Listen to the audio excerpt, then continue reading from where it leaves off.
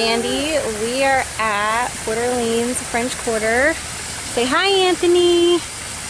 He's mad because I stopped the stroller. So I'm just going to walk around, show you the resort, check it out. I actually haven't really been here in a long time myself, so let me know if you stay here and hope you enjoy.